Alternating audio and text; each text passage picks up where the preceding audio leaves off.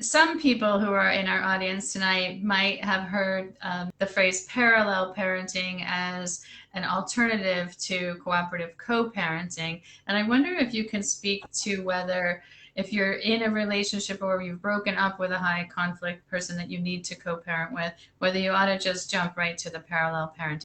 I think it's worth seeing if you can have a more cooperative relationship. But if things are really just not going, you can't agree on things are being undermined, then parallel parenting can really be a good icon. And I've had many cases where peace came to each part of the film once they stopped trying to constantly communicate or constantly agree on. So I think it's worth trying to see how cooperative can you be and then more and more move in that direction. And I don't know if people know what to picture with parallel parenting, but I'll tell you what my pick. It's when each parent just focuses on the kids when they're with them. And it doesn't matter how much time, doesn't mean 50-50, it could be 80-20 or 90-10, but that there's not a lot of communication between the parent, and that when the kids are in one parent's house, that they're not talking to the other parent.